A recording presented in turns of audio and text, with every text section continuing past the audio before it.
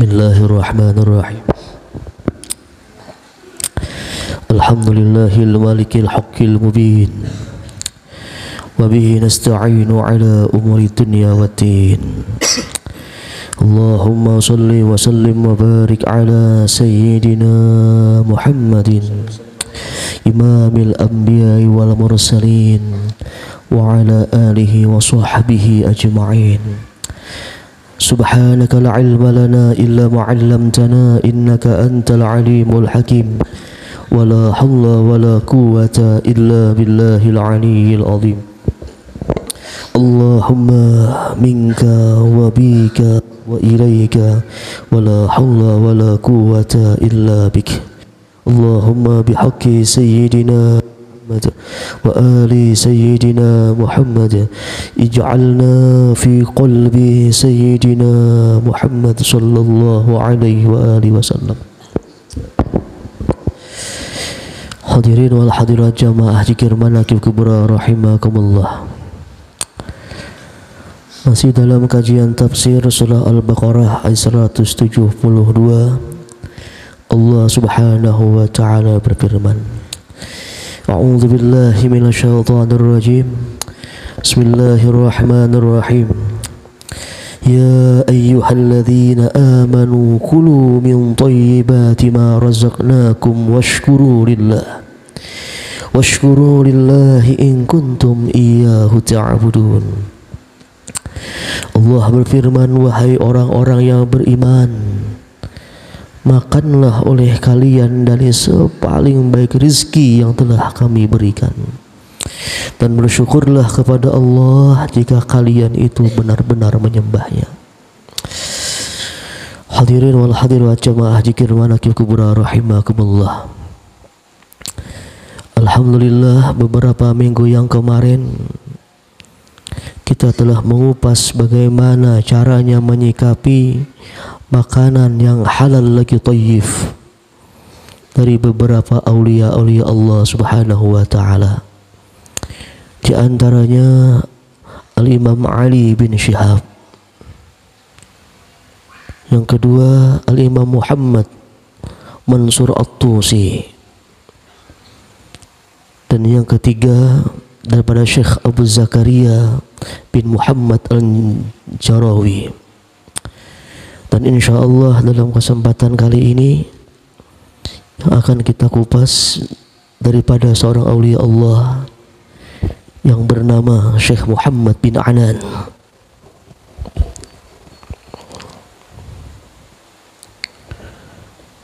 Syekh Muhammad ibn Anan. Syekh Muhammad bin Anan ini adalah seorang guru dari aulia Allah, seorang tokoh sufi yang terkenal, yaitu Syekh Abdul Wahab Asy-Sya'rani.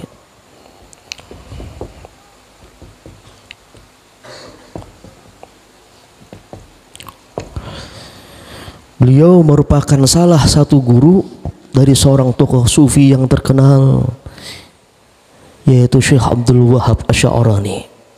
Beliau memiliki salah seorang guru yang bernama Syekh Muhammad ibn Anan. Syekh Muhammad ibn Anan ini seseorang yang sangat terkenal dengan ahli ilmu, sangat terkenal pula dengan ahli amal, bahkan sangat terkenal pula dengan ahli makrifat.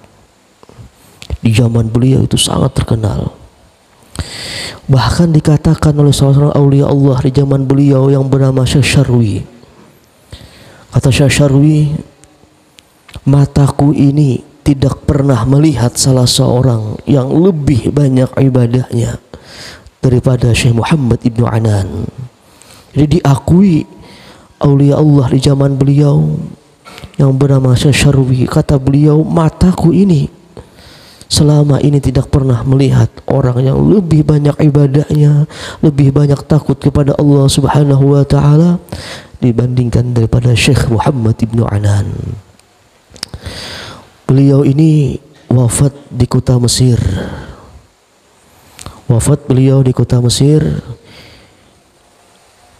di halaman kuburan Masjid Al-Fath. Jadi ada Masjid Al-Fath di kota Mesir. Beliau bermakam di sana. Wafat beliau pada tahun 922 Hijriah. Wafat di kuburan depan Masjid Al-Fath di kota Mesir. Hadirin wal hadirat rahimakumullah. Syekh Muhammad Ibnu Anan ini pernah diceritakan langsung oleh muridnya Syekh Abdul Wahab Asy-Sya'rani. Kata Syekh Abdul Wahab Asy-Sya'rani, kata beliau, guruku itu Syekh Muhammad Ibnu Anan ialah aulia Allah yang memiliki kebiasaan unik. Beliau memiliki kebiasaan unik, Muhammad bin Anan ini, yaitu ketika beliau musafir, Syekh Muhammad Ibnu Anan ini selalu membawa roti dalam perbekalannya. Syekh Muhammad Ibnu Anan kemanapun beliau musafir, beliau selalu membawa roti di dalam tasnya, dalam perbekalannya.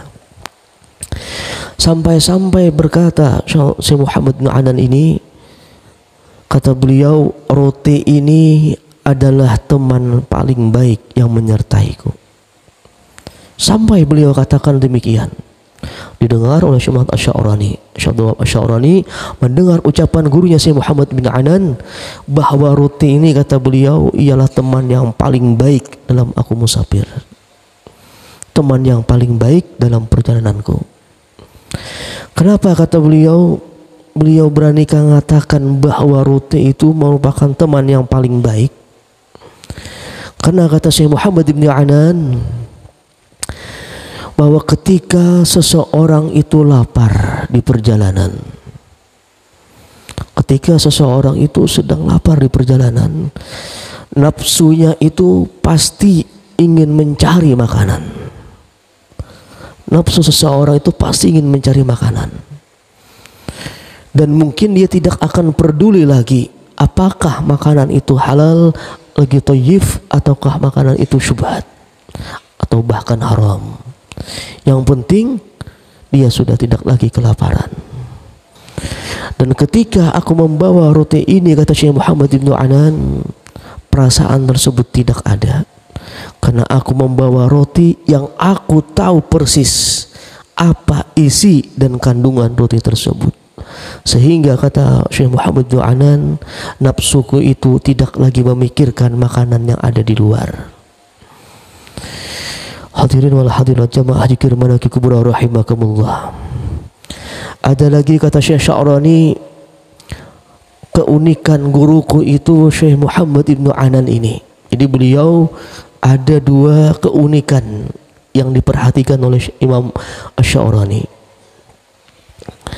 Kebiasaan unik yang kedua adalah Syekh Muhammad Ibnu Anan ini, kata Syekh Imam Sya'rani, kata beliau bahwa guruku itu Syekh Muhammad Ibnu Anan, kalau diundang di sebuah saruan jamuan,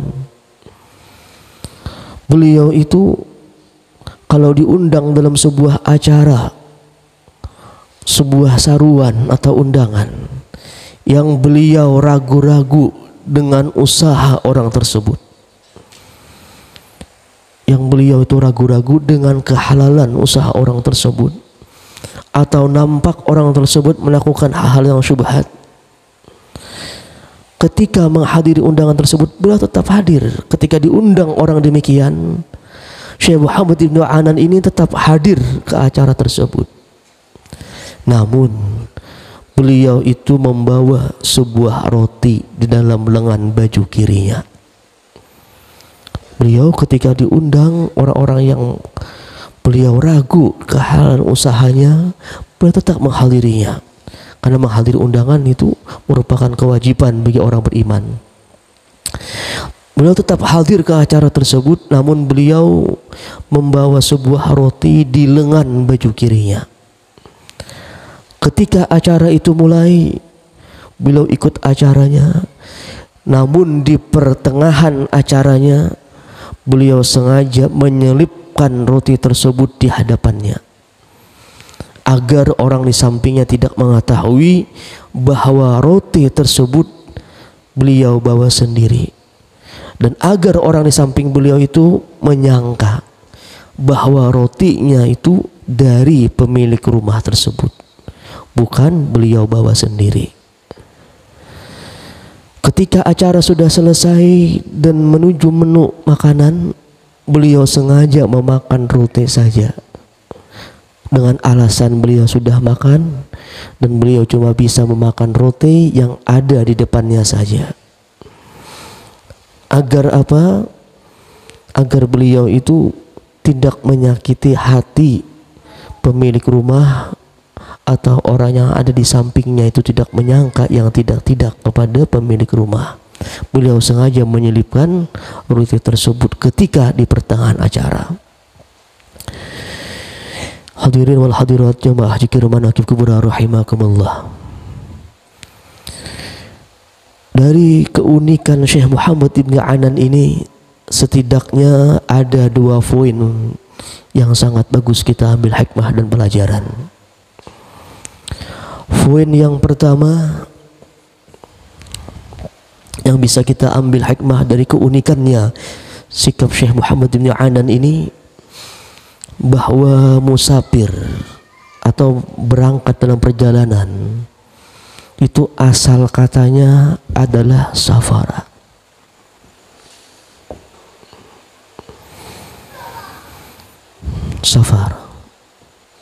Safara ini artinya nampak.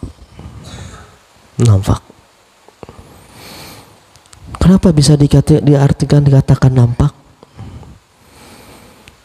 Karena ketika seseorang itu musafir, apalagi berhari-hari, kebiasaannya akan nampak sifat asli, akan terbuka akhlaknya yang tersembunyi. Kalau seseorang itu musafir berhari-hari, maka akan nampaklah sifat asli dan akan nampak pula akhlak dia yang tersembunyi. Apakah dia benar-benar seorang penyabar ataukah seorang yang mudah temperamental? Apakah dia benar-benar orang yang memiliki solidaritas yang tinggi atau malah sebaliknya? Itu ketahuannya ketika dia dalam keadaan musafir. Itulah pernah disebutkan dalam kitab Mawa'idus Sahabat bahwa di zaman Khalifah Sayyidina Umar bin Khattab pernah ada seorang laki-laki datang menemui beliau. Di zaman Khalifah Sayyidina Umar bin Khattab, tiba-tiba ada seorang laki-laki mendekati Sayyidina Umar bin Khattab. Apa kata laki-laki tadi? Wahai Amirul Mukminin, bahwa si fulan yang lewat itu adalah orang yang baik. Dia lagi ngobrol sama si Umar bin Khattab, tiba-tiba ada lewat sahabatnya atau temannya lewat di depannya, dan dia berani mengatakan, wahai Amirul Mukminin, orang yang ada di depanmu itu termasuk orang yang baik. Mendengar perkataan orang laki-laki tadi, Sayyidina Umar bin Khattab langsung bertanya 3 pertanyaan. Ketika dia berani mengatakan orang itu baik, Sayyidina Umar bin Khattab memberikan 3 pertanyaan. Pertanyaan pertama, kata Sayyidina Umar bin Khattab, apakah engkau pernah musafir bersama dia? Jadi ditanya Sayyidina Umar bin Khattab, engkau berani mengatakan dia itu orang baik, apakah engkau itu pernah musafir bersamanya? Dijawab laki-laki tadi, belum pernah ya Amirul Mukminin. Soal yang kedua, ditanya Sayyidina Umar bin Khattab lagi, apakah engkau itu pernah berbisnis dengan dia? Pernah bermuamalah dengan dia? Apa dijawab saya laki-laki tadi ketika Umar bin Khattab bertanya, apakah engkau pernah bermuamalah atau berbisnis dengan dia?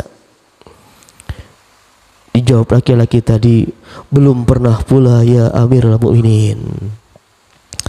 Soal yang ketiga, ditanya beliau lagi, apakah engkau pernah memberikan dia sebuah amanah? apakah engkau pernah memberikan dia sebuah amanah? Dijawab laki-laki tadi, belum pernah pula ya Amirul Mukminin. Lalu jawab Umar bin Khattab, maka kata beliau, sesungguhnya engkau itu belum mengetahui siapa dia sebenarnya. Mungkin engkau berani mengatakan demikian karena engkau itu sering melihat dia masuk ke dalam masjid. Padahal ketika 3 soal ini engkau jawab dan engkau pernah bersama dia, maka barulah orang tersebut bisa dikatakan orang yang baik. Pertama, pernahkah kita musafir bersama dia? Yang kedua, pernahkah kita berbisnis, bermuamalah dengan dia? Yang ketiga, apakah kita pernah menitipkan atau memberikan amanah kepada dia? Kalau 3 macam ini pernah kita lakukan dengan seseorang, orang tersebut dan ternyata baik, maka dia memang benar orang-orang yang baik. Hadirin wal hadirat jamaah zikir manaqib kubra rahimakumullah. Musafir ini sebenarnya disuruh oleh Al-Quran. Musafir ini sebenarnya ada suruhan dari Al-Quran. Bahkan dalam beberapa ayat Allah itu menyuruh kita untuk musafir, untuk berjalan, berangkat. Allah menyuruh kita untuk musafir dalam beberapa ayat Al-Quran. Di antaranya surah yang sering kita baca, surah Al-Mulk di ayat 15. Apa kata Allah? Wallazi ja'ala lakumul arda dzalula famshu fi manakibiha wa kulu min rizqi wa ilaihin nusur.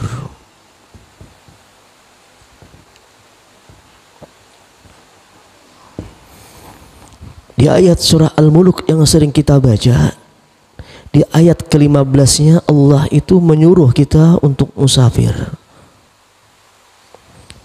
Apa kata Allah? Wallazi ja'ala lakumul arda dzalula. Dialah Allah yang menjadikan bumi itu mudah dimanfaatkan, mudah diambil manfaat. Famshu fi manakibiha, maka berjalanlah kalian pada penjuru-penjuru bumi. Berjalanlah kalian, musafirlah kalian pada penjuru-penjuru bumi, dan mengambillah dari rezeki yang Allah Ta'ala berikan. Wa ilaihi nusur, kepada Allah lah kalian akan kembali. Kita disuruh untuk musafir, memakan rezeki dari Allah, namun ingat di ujung ayatnya, wa ilaihi nusur, kepada Allah kita kembali. Ingat bahwa kita kemanapun kita musafir, memakan rezeki, ingat apa yang kita makan, apa yang kita lakukan dalam musafir, kita akan kembali kepada Allah Subhanahu wa Ta'ala dan akan dipertanggungjawabkan segala perbuatan kita. Hadirin hadirat Allah dikirmati rahimahullah. Poin yang kedua dari sifat uniknya Syekh Muhammad bin Adam ini, bahwa dalam agama kita itu memang disuruh untuk bersifat wara, bersifat apik, ikhtiar, disuruh sifat wara. Namun dalam tanda petik kita pun harus menjaga dan menghormati perasaan orang lain. Kita disuruh untuk wara, untuk apik. Namun harus diingat pula tanda petik kita harus menjaga dan menghormati perasaan orang lain. Seperti yang dilakukan Syekh Muhammad bin Adam, beliau menjaga perasaan orang yang mengundangnya, tetap beliau hadiri. Ini sifat yang dilakukan oleh salah seorang awliya Allah Subhanahu wa Ta'ala, tetap menjaga dan menghormati perasaan orang lain. Bahkan dalam agama kita, sesuatu hal yang sepele pun kita disuruh untuk menjaga. Hal yang sangat sepele pun agama kita menyuruh untuk kita menjaga perasaan orang lain. Di antaranya bisa kita lihat Sahih Bukhari, Sahih Muslim. Dengan satu disebutkan sebuah hadis dalam Sahih Bukhari Muslim, disebutkan sebuah hadis apa kata Rasulullah, "Idza kuntum salata fala tanaja rajulan dun akhar. Al-hadis. Dalam Sahih Bukhari Muslim, Rasulullah pernah bersabda, jika kalian 3 orang mengatakan rajulan dun akhar, maka janganlah berbisik 2 orang sementara orang ketiga tidak diajak.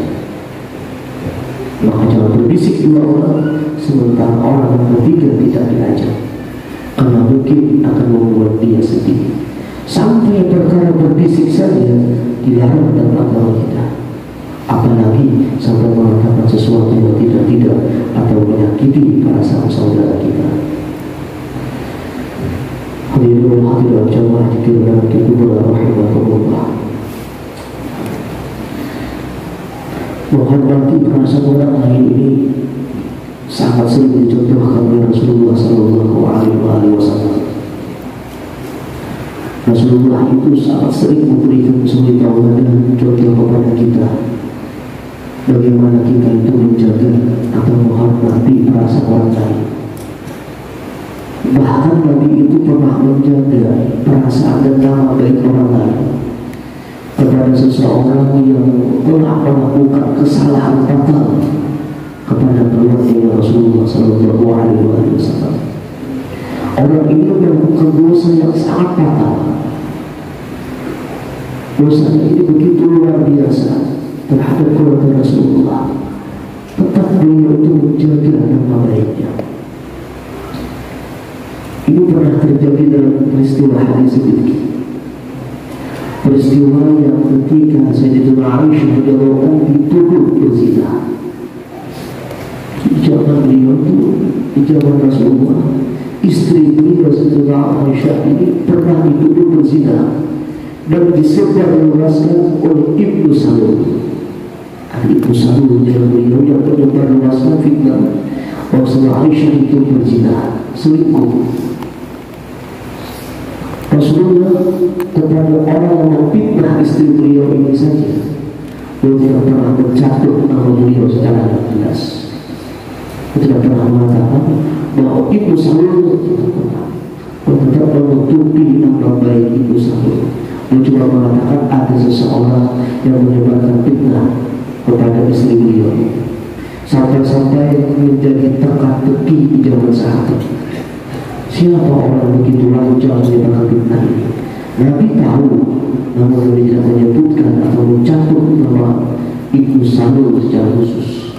Untuk apa? Menjaga dan menghormati Ibnu Salul. Padahal dia itu telah melakukan dosa yang begitu besar, dosa yang berani memfitnah istri Rasulullah itu berzina. Dengan orang demikian saja, dan Rasulullah menjaga nama baiknya. Karena dalam hadis Imam Muslim, Rasulullah itu pernah bersabda, kata Rasulullah, la yastur 'abdun 'abdan fid dunya illa satarahu Allahu yawmal qiyamah. Rawahu Muslim. Kata Rasulullah SAW, tidak menutupi keaiban sama hamba dengan hamba yang lain di dalam dunia, tidak menutupi seorang hamba, tidak menutupi keaiban seorang hamba dengan hamba yang lain di dalam dunia, kecuali Allah itu akan menutupi keaibannya di hari kiamat nanti. Kecuali Allah itu akan menutupi keaibannya di hari kiamat nantinya, karena dia menutupi keaiban saudaranya di dalam dunia. Aku qauli hadza wa astaghfirullah al-azim wa lakum wa lisa'il muslimin wa muslimat wa mu'minat wa mu'minat wa bisirril Fatihah.